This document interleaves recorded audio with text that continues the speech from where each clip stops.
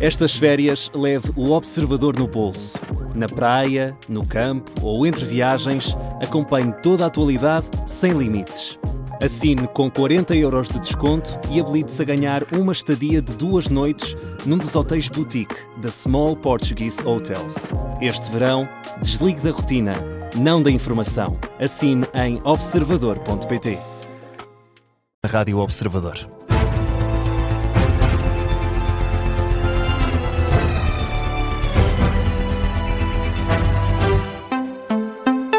Jornal das 10 com o Vasco Maldonado Correia. E Vasco, entrou em fase de resolução o incêndio que começou esta madrugada em Monchique, no Algarve. O fogo que começou às 5 da manhã, a 1h, o Comando Subregional do Algarve dava conta à Rádio Observador de que o reforço de meios permitia prever que a situação iria melhorar nas próximas horas. De acordo com o site da Proteção Civil, o incêndio entrou em fase de resolução por volta das 9 da manhã, ou seja, há 1h, altura em que os meios foram reforçados. Neste momento permanecem no local mais de 120 bombeiros, 4 meios aéreos no combate às chamas. São mais de 20 os concelhos do interior norte e centro e também do distrito de Faro que estão hoje em perigo máximo de incêndio rural.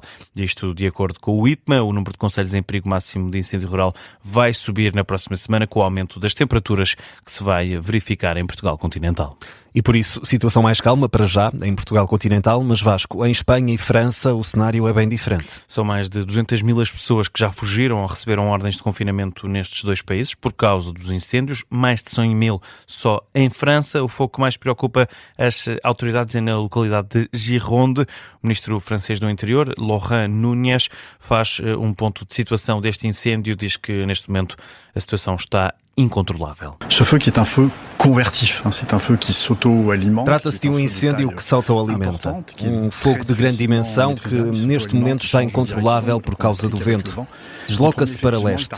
Estive em contacto com o primeiro-ministro e reformulámos o nosso dispositivo de combate ao incêndio para evitar que o fogo chegue à região metropolitana de Bordeaux. Combattre de maneira terrestre pour éviter qu'il ne progresse vers la métropole bordelaise.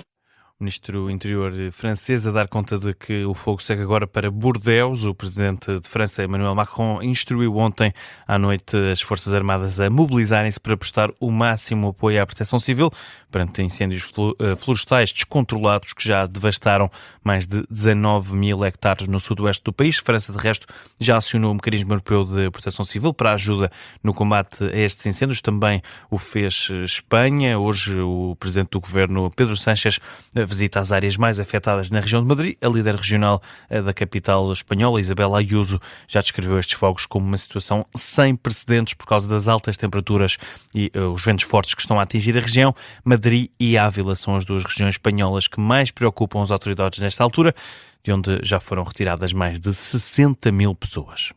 Agora uma notícia que faz manchete a esta hora no site do Observador. Rui Costa está na lista negra do Banco de Portugal por incumprimento financeiro num projeto imobiliário. O presidente do Benfica está sinalizado por um incumprimento em prestações sobre créditos superiores a 20 milhões de euros para um empreendimento de luxo.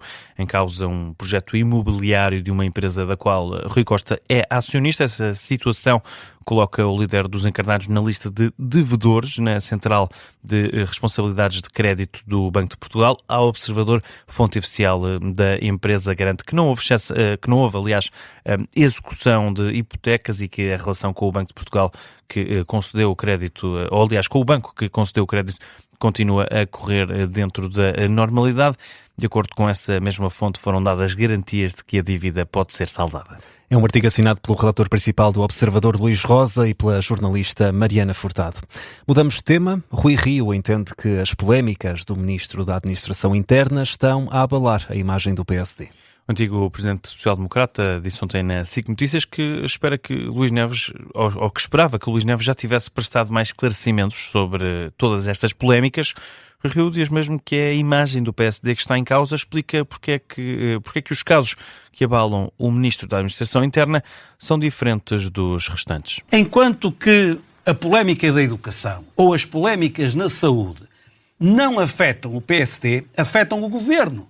Agora, as pessoas podem discordar, podem ter responsabilidades políticas, pode haver isso tudo, mas ninguém diz que ele fez aquilo para se beneficiar ou para beneficiar os amigos ou coisa assim parecida. Portanto, não prejudica a credibilidade do partido. Pode desgastar o Governo. O partido em si Não. Este caso, que é um caso de regime, é um caso ético, isto está a abalar profundamente a credibilidade do PSD e também do PS, mas agora estou preocupado com o PSD.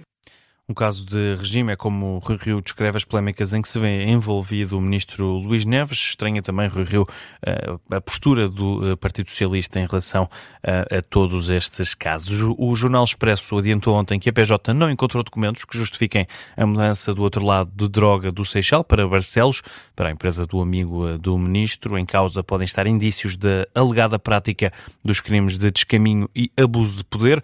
Luís Neves também não entregou ao Tribunal Constitucional as declarações de património, rendimentos e interesses durante os períodos em que exerceu funções como Diretor Nacional da PJ. O Ministro da Administração Interna garantiu ontem aos jornalistas que se sente com legitimidade para continuar no cargo. O Chega anunciou ontem também que vai avançar em setembro com o direito putestativo para forçar uma comissão parlamentar de inquérito a Luís Neves. E as polémicas relacionadas com o Ministro da Administração Interna, Luís Neves, mas também com o Ministro da Educação, Fernando Alexandre, por causa dos exames nacionais, vão ser o tema do explicador desta manhã, para ouvir depois do Jornal das 11. Na atualidade internacional, o Presidente dos Estados Unidos garante que o Irão ainda não está pronto para um acordo de paz. Disse-o no jantar de correspondentes da Casa Branca, que foi adiado em abril devido à entrada de um homem armado nesse recinto. Entrou no edifício já com Donald Trump presente na sala.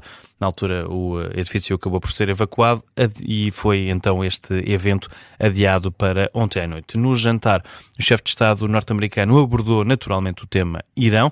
Depois do retomar dos ataques dos Estados Unidos ao Médio Oriente, Trump rejeita para já um acordo. Diz também que a capacidade militar de Teherão está em níveis mínimos. Atacámos o Irão com toda a força. A marinha deles desapareceu, a força aérea deles desapareceu, 250 jatos já não existem, 159 embarcações, boas embarcações, não têm radares, restam-lhes muito poucos drones, apesar do que se vê. E de vez em quando vão montar algumas coisas, mas já não lhes resta grande coisa. E já agora eles estão a falar connosco neste momento, adorariam chegar a um acordo. Acho que ainda não estão prontos para isso, não acho que já seja a altura certa, mas estou disposto a ouvir. Eles não podem ter uma arma nuclear. Donald Trump vai receber na próxima terça-feira o primeiro-ministro israelita na Casa Branca, apesar da ordem do Tribunal Penal Internacional, que tem um mandato de captura para Benjamin Netanyahu. Donald Trump deve também receber o presidente da Ucrânia, Volodymyr Zelensky, na próxima semana em Washington. O presidente da Ucrânia que alertou esta noite que a Rússia pode vir a realizar um ataque massivo em território ucraniano já nas próximas horas. Zelensky diz que o ataque pode vir a atingir solo ucraniano ainda este sábado. Pede à população ucraniana que fique atenta aos alertas de ataque aéreo. Sabemos através da nossa inteligência e parceiros que os russos têm preparados mísseis para um novo ataque massivo contra a Ucrânia. O ataque pode vir a acontecer hoje. Temos informação preliminar que vai acontecer nas próximas 48 horas. Por favor, tenham cuidado e prestem atenção aos alertas de ataque aéreo. Volodymyr Zelensky, o presidente ucraniano, aqui num vídeo publicado na rede social X. A guerra no Irão e também na Ucrânia vai estar em destaque em análise no Gabinete de Guerra esta manhã, depois do Jornal do Meio-Dia. Agora, 10:08, Vasco Maldonado Correia. Vamos ainda a outras notícias em destaque a esta hora. Nos primeiros 5 dias de concurso, candidataram-se ao ensino superior cerca de 20 mil alunos, menos 9 mil do que no ano passado. A primeira fase de acesso ao ensino superior acaba no dia 6 de agosto. A Polícia Judiciária apreendeu mais de 2 toneladas de cocaína numa lancha em alto mar, a sudoeste do Cabo Espichel. Foram apreendidas no âmbito de uma investigação que desmantelou um grupo criminoso que introduzia droga na Europa. Foram detidos 4 homens no total, 2 de nacionalidade espanhola, um inglês e um cidadão natural da Albânia. Portugal condena os ataques dos rebeldes Houthis do Iémen contra navios sauditas. O Ministério dos Negócios Estrangeiros considera que a ameaça Houthi de bloqueio marítimo ao Reino da Arábia Saudita é inaceitável. O governo português exprime também solidariedade com as autoridades e com o povo saudita. A diplomacia portuguesa sublinhou ainda que a ameaça agrava seriamente a instabilidade na região e promove a escalada. Porto e Sporting realizam hoje os respectivos jogos de apresentação aos sócios. Os Leões que entram em campo às 7h30 da tarde no estádio de Alvalade, diante dos franceses do Mónaco. Já o campeão Porto joga meia hora depois no estádio do Dragão, frente aos ingleses do Aston Villa. Jornal das 10 com o Vasco Maldonado Correia.